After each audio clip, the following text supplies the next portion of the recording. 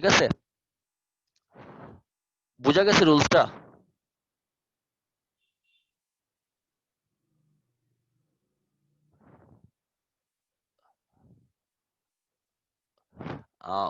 উপমা এখন আর কেউ নাই, ওয়েটিং এ কেউ নাই, যারা আছে তাদেরকে আমি অ্যাড করছি।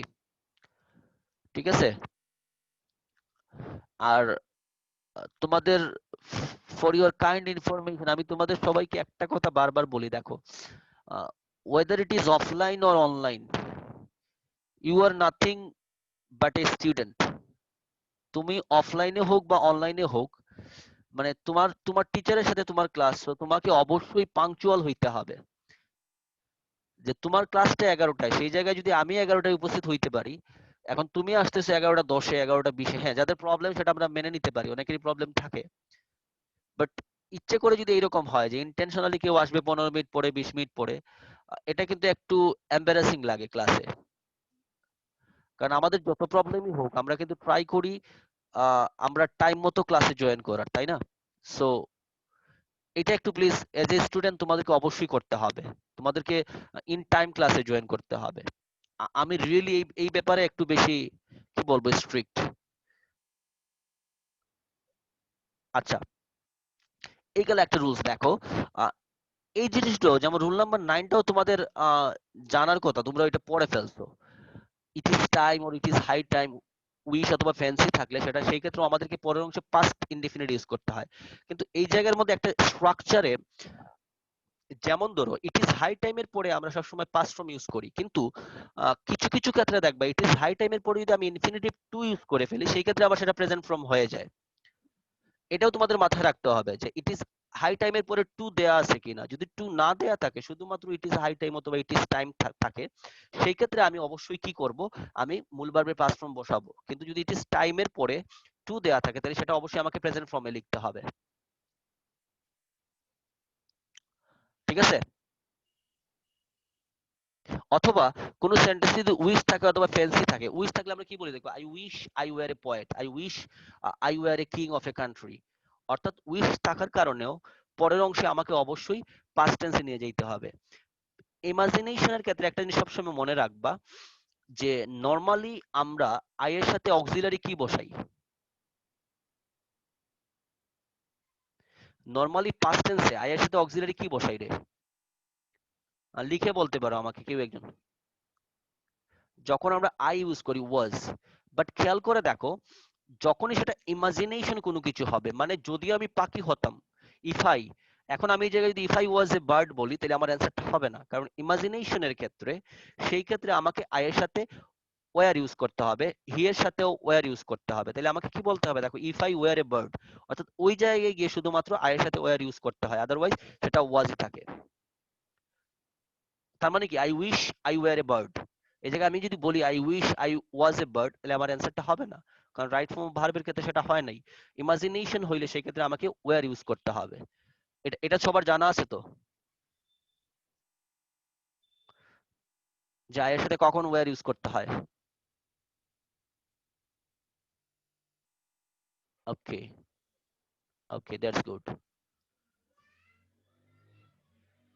আচ্ছা, তো ফ্যান্সি হোক বা উইশ হোক অথবা ইট ইজ হাই টাইম থাকুক, তাহলে আমার পরের অংশে আমাকে অবশ্যই পাস্ট ইনডিফিনিট ইউজ করতে হবে। দেখো, এই জিনিসগুলো জাস্ট জানা মানে জানা না, এই জিনিসগুলো যত প্র্যাকটিসে যাবে তত বেশি ফ্রুটফুল হবে। আচ্ছা, এই যে লেস্টের যে ব্যবহারটা, সেটা কম্পিটিভ সেন্টেন্সেও আছে, সেটা রাইট ফর্ম অফ ভার্বেও আছে। লেস্ট কোনো সেন্টেন্সে থাকলে লেস্টের পরে আমাকে অন্য কোনো কিছু ইউজ করতে পারবো না, আমি হয় সেটাকে ইউজ করতে হবে শুড অথবা মাইট। লেস্টের পরে অবশ্যই আমাকে শুড অথবা মাইট ইউজ করতে হবে। লেস্ট এর মিনিংটা বাংলায় এরকম দাঁড়ায় যে যদি তুমি এটা না করো, অলরেডি সেটা নেগেটিভ মিনিংই প্রকাশ করে। যেমন এই যে একটা অ্যান্সার লিখছে, he ran first lest he should miss the train. দেখো, অনেকের মধ্যে এই এই এই জায়গায় একটা প্রশ্ন জাগতেই পারে যে he should miss the bus, এটা লাগে যে সে দ্রুত হাঁটবে তারপরেও বাসটা মিস করবে। আসলে এই যে লেস শব্দটা, এটাই নেগেটিভ মিনিং প্রকাশ করতেছে, মানে যদি না হয়, অর্থাৎ সে যদি দ্রুত না দৌড়ায় তাহলে সে বাসটা মিস করবে। অর্থাৎ লেসটাই একটা নেগেটিভ মিনিং প্রকাশ করতেছে, এবং লেস্টের পরে অবশ্যই শুড অথবা মাইট দিয়ে অ্যান্সারটা লিখতে হয়। এটা সবাই মনে রাখতে হবে, শুড অথবা মাইট ইউজ করতে হবে। লেস্টের পরে। উডটাও অনেক জায়গায় ইউজ করে, তবে most of the time should অথবা মাইট। এই যে এই ক্ষেত্রে আমরা উডটা ইউজ করব না, আমরা লেস থাকলে শুড অথবা আমরা মাইটটা ইউজ করব, ঠিক আছে? তাহলে আমরা এই জায়গায় মাইট লিখতে পারি অথবা শুড লিখতে পারি।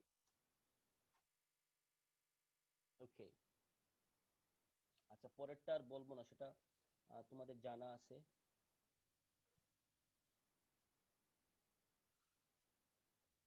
আমরা নেক্সট ক্লাসে রাইট ফর্ম ভার্বের বোর্ডের কিছু কোয়েশ্চেন নিয়ে একটু আলোচনা করব, সলভ করার চেষ্টা করব, এবং সেগুলো আমি দেখাবো কিভাবে এটা হইলো। এই একটা স্ট্রাকচার আছে দেখো, হোয়াইলটাও এক ধরনের প্রেপোজিশন, রুল নাম্বার 12। হোয়াইলটাও এক ধরনের প্রেপোজিশন, হোয়াইলের পরে যদি ভার্ব আসে সেই ক্ষেত্রে সরাসরি ভার্বের সাথে আইএনজি ইউজ করতে হয়। কিন্তু কথা হলো, আশিস সূত্রধর কোনটা আবার বলবো, আগেরটা?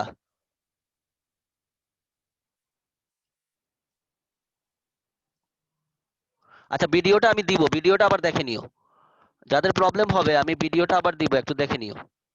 আচ্ছা খেয়াল করো যে হোয়াইল যখন থাকবে রাইট কোনো সেন্টেন্সে, তারপরে যদি ভার্ব আসে সেক্ষেত্রে অবশ্যই হোয়াইলের পরে ভার্বের সাথে আইএনজি ইউজ করতে হবে। While playing, while watching TV, while jumping, while swimming, while talking with my friends, প্রত্যেক ক্ষেত্রে দেখো আইএনজি হয়ে যাচ্ছে। কিন্তু কথা হলো, যখন হোয়াইলের পরে কোনো সাবজেক্ট থাকবে, পাস্ট টেন্সের ক্ষেত্রে যদি সাবজেক্ট থাকে, সেই ক্ষেত্রে সাবজেক্টের পরে আমাকে অক্সিলারি ভার্ব দিয়ে তারপরে আইএনজি ইউজ করতে হবে, অর্থাৎ সেটাকে পাস্ট কন্টিনিউয়াস নিয়ে যেতে হবে যদি সাবজেক্ট থাকে। আর যদি হোয়াইলের পরে ডিরেক্টলি ভার্ব থাকে তাহলে ভার্বের সাথে আইএনজি। এই দুইটা ক্ষেত্রে অনেকেরই প্রবলেম হয়, অনেকে হোয়াইল থাকার কারণে কি করে ডিরেক্টলি সাবজেক্ট আছে তারপরেও সে আইএনজি বসায় দেয়, কিন্তু নিয়মটা হলো যদি হোয়াইলের পরে সাবজেক্ট থাকে তাহলে সেই ক্ষেত্রে কি করতে হবে, হোয়াইলের পরে সাবজেক্ট লিখে সাবজেক্টের পরে একটা অক্সিলারি দিতে হবে, এবং অক্সিলারি দেওয়ার পরে ভার্বের সাথে আইএনজি ইউজ করতে হবে, এবং সেন্টেন্সে যদি পাস্ট টেন্স হয় তাহলে অবশ্যই ওয়াজ দিয়ে তারপরে ভার্বের সাথে আইএনজি ইউজ করতে হবে। কথাটা কি বোঝা গেছে? Rule number 12।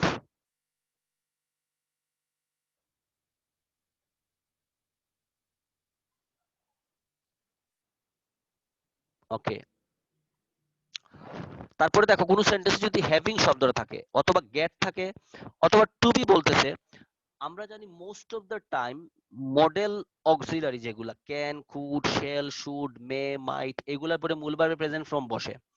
কিন্তু যখনই এইগুলাকে পেসিভে করতে হবে তাহলে আমাকে ওই ক্যানের পরে বি, কুডের পরে বি ইউজ করে আমি পাস্ট পার্টিসিপল করতে পারি। যেমন ধরো আমরা যখন বলি যে আই ক্যান ডু ইট, একটা common example, I can do ইট, দেখো এটা অ্যাক্টিভে আছে এই কারণে ক্যানের পরে ডু বসছে, কিন্তু যখন এটাকে আমি পেসিভে করে ফেলবো তখন আমাকে ক্যানের পরে একটা বি ইউজ করতে হবে। I can do it, that means it can be, do এর পাস্ট পার্টিসিপল হয়ে যাচ্ছে done, I I can, it can be done by me. আমরা যদি বলি যে we must respect our elders, দেখো মাস্টের পরে রেসপেক্ট আছে, কিন্তু যখনই আমাকে এটা পেসিভে করতে হবে কি বলতে হবে, our elders must be respected. অর্থাৎ যদি টু বি অথবা এরকম যদি হয় হি ইজ গোয়িং, আমরা যদি এরকম বলি a bank is going to be, খেয়াল করে দেখো, a bank is going to be opened tomorrow, তাহলে টু বি হওয়ার কারণে ওপেনটা ওপেনড হয়ে গেছে। অর্থাৎ টু বি অথবা হ্যাভিং অথবা যদি গেট অথবা গট থাকে সেই ক্ষেত্রে আমাকে মূল ভার্বে পাস্ট পার্টিসিপল ইউজ করতে হবে। যেমন আমি যদি বলি আহ, আমি নিজেকে একটা কলেজে বা আমি একটা কলেজে ভর্তি হয়েছি, দেখো এই জায়গায় বলতে হয় I get my self admitted, he got he got punished. খেয়াল করে দেখো এই যে গেট গট আছে অথবা having, having finished, having taken, having helped, having watched, অর্থাৎ হ্যাভিং, গেট, গট অথবা টু বি, অথবা যদি মডেল অক্সিলারি পরে বি থাকে সেই ক্ষেত্রে আমাকে পাস্ট পার্টিসিপলটা ইউজ করতে হবে। রুল নাম্বার 13টা কি বোঝা গেছে তোমাদের সবার?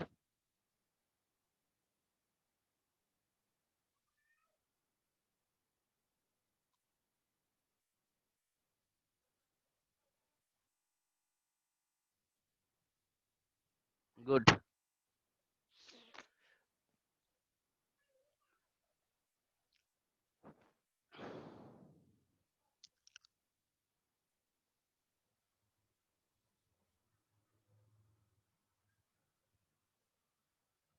আচ্ছা একটু আমরা এই এই এক্সারসাইজ গুলো একটু প্র্যাকটিস করে ফেলবো, তাহলে আমরা আজকে আর বেশি কন্টিনিউ করব না। এটা এই এক্সারসাইজ গুলো একটু প্র্যাকটিস করে আমরা বাদ দিয়ে দিব। দেখো, খেয়াল করে দেখো, আমি যেটা বলছি অলরেডি তারা সেটাই বলছে যে if, can, could, may, might, shall, should, will, would, must, need, dare, ought to অথবা used to ইউজ করা হয় in a sentence as model auxiliary verb, the main verb will be in base form। অর্থাৎ এই শব্দগুলো থাকলে যদি basic base auxiliary verb হিসেবে যদি এগুলো ইউজ করা হয় মডেল অক্সিলারি হিসেবে, তখন আমাদেরকে বেস ফর্মটাই রাখতে হবে। যেমন প্রথমটাতে অ্যানসারটা একটু খেয়াল করে দেখো, বলছে students dare not dash speak English in the presence of others. এই জায়গায় যেহেতু ডেয়ার আছে, নেগেটিভ মিনিং বোঝাচ্ছে, সো যেহেতু ডেয়ার আছে আমি এই জায়গায় অন্য কোনো কিছু ইউজ করব না, জাস্ট ডেয়ারের পরে স্পিকটা স্পিকই থাকবে। আমরা যে কথা বলছি দেখো কথার সাথে এক্সাম্পলের অ্যানসারটা মিলে কিনা। 2 নম্বরে বলছে দেখো good students practice more least. ভালো ছাত্ররা বেশি প্র্যাকটিস করে। লেস্ট, এই যে লেস্ট থাকার কারণে আমরা বলছিলাম পরের অংশটা আমাকে শুড অথবা মাইট দিয়ে ইউজ করতে হবে, অ্যানসার লিখতে হবে। সো আমার অ্যানসারটা কি হবে? Good students practice more lest they should অথবা might miss GPA 5 in the exam. আসলে রুলস নাম্বার 3 তে দেখো হ্যাভিং আছে, সো হ্যাভিং এর পরে ভার্ব আছে ইট। সো আমরা স্ট্রাকচারে পড়ছি যে হ্যাভিং, গেট, গট এগুলা থাকলে আমাদেরকে পাস্ট পার্টিসিপল ইউজ করতে হবে। সো অ্যানসারটা কি হবে দেখো, হ্যাভিং ইটেন। এই জায়গায় যদি হ্যাভিং এর পরে টেক থাকতো তাহলে হয়তো হ্যাভিং টেকেন। এই জায়গায় যদি হ্যাভিং এর পরে ফিনিশ থাকতো তাহলে সেটা হয়ে যেত হ্যাভিং ফিনিশড। ঠিক আছে? আচ্ছা, আরেকটা জিনিস খেয়াল করো, পরেরটাতে বলছে while teacher was delivering lecture Mina dash her hand. একটা এই জায়গায় পাস্ট টেন্সে যদি দুইটা ঘটনা ঘটতে থাকে, তাহলে একটা যদি পাস্ট কন্টিনিউয়াস হয় অন্যটা পাস্ট ইনডিফিনিটে লিখতে হয়। যেমন ধর আমরা যদি বলি while I was watching TV, যখন আমি টিভি দেখছিলাম আমার বন্ধু এসেছিল, সেই ক্ষেত্রে দেখো পরেরটাকে আমাকে পাস্ট ইনডিফিনিটে নিয়ে যেতে হবে। সো আমাকে বলতে হবে while I was watching TV my friend came, অথবা মাই ফ্রেন্ড নকড এট মাই ডোর। এই জায়গায় সেম দেখো, while teacher was delivering lecture Minar raised her hand. তাহলে এই হোয়াইল এর একটা অংশ যদি পাস্ট কন্টিনিউয়াস হয় তাহলে আরেক অংশটা আমাকে পাস্ট ইনডিফিনিটে নিয়ে যেতে হবে।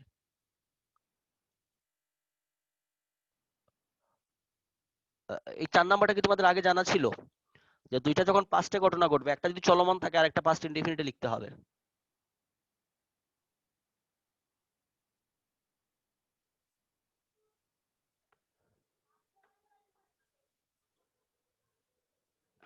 Okay, okay. Last but not the least, আমরা অলরেডি বলছি উইশ থাকলে সেই ক্ষেত্রে আমাদেরকে পরের অংশ পাস্ট টেন্সে নিয়ে যেতে হয়।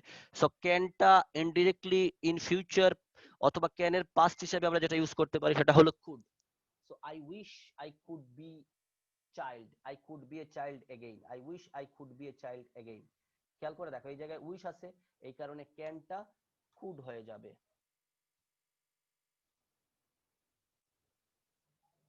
ঠিক আছে?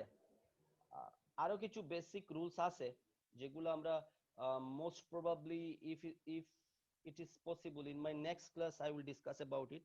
এবং আমি তোমাদের কিছু এক্সাম্পলও প্র্যাকটিস করাবো বোর্ডের কোয়েশ্চন থেকে। বাট মোস্ট ইম্পর্টেন্টলি যেটা আমি বারবার বলি যে teachers will just give you guideline, rest of the things should be done by you. বাকি সব ধরনের কাজ, প্র্যাকটিস বলো, ক্লাসে তোমার পড়াশোনার প্রতি তোমার অ্যাটেনশন বলো, সবগুলো তোমাকেই দিতে হবে। যেহেতু এটা তোমাদের ব্যাড লাক, এটা আমাদের টিচারদের ব্যাড লাক যে আমরা তোমাদের ফেস টু ফেস পড়াইতে পারতেছি না। কারণ আমি এটা বিশ্বাস করি যে ফেস টু ফেস আর অনলাইন কখনো একই রকম হবে না। ফেস টু ফেস এর ক্লাসের ভ্যালুটাই অন্যরকম। বাট নিয়মটা হলো যখন যেটা হবে সেটাকেই মেনে নিতে হবে, সেই রকমই আমাদেরকে এগিয়ে যাইতে হবে, প্রবলেমটাকে নিয়েই যাইতে হবে। এখন যদি বলো যে স্যার যে কেন আমাদের সময় লকডাউন পড়লো আমরা পড়াশোনা করব না, সো প্রবলেমটা তোমারই হবে আলটিমেটলি। কারণ এমন না যে এইচএসসি তে কখনো যদি বন্ধও থাকে এইচএসসি তে কখনো অটো প্রমোশন দিবে, এটা কোনো সিস্টেমই নাই। গভর্নমেন্ট অলরেডি ঘোষণা দিয়ে দিছে, ইভেন কোনো মানে ওই যে কলেজের ভিতরে কোনো এক্সামও অটো প্রমোশনের সিস্টেম গভর্নমেন্ট অলরেডি নাকচ করে দিছে। সো সেটা সুনার হোক বা লেটার হোক তোমাকে এক্সামে পার্টিসিপেট করতেই হবে। ঠিক আছে? এখন কেউ যদি মনে করে যে অটো প্রমোশন আসলে হবে না, সো এটাকে মাথা থেকে জেরে ফেলতে হবে, কনসেন্ট্রেট করতে হবে পড়াশোনার প্রতি। টিচারদের কাছ থেকে, টিচাররা এরকম ক্লাস করাইতেছে, সব টিচাররা অনেক চেষ্টা করতেছে, এমন না যে কোনো টিচার বসে আছে তোমাকে ক্লাস করাইতেছে না, সবাই অনেক চেষ্টা করতেছে, আমরা অনেক চেষ্টা করতেছি যাতে তোমাদেরকে হেল্প করা যায়, বাট তোমাদেরকেও তোমাদের দায়িত্বটা নিতে হবে, পড়াশোনা করতে হবে, ঠিক আছে? আমরা নেক্সট ক্লাসে আরো কিছু রুলস নিয়ে আলোচনা করবো এবং কিছু প্র্যাকটিস করব। আজকের জন্য আমরা এই জায়গায় ক্লোজ করতেছি, ঠিক আছে? Have a good day, thanks for joining.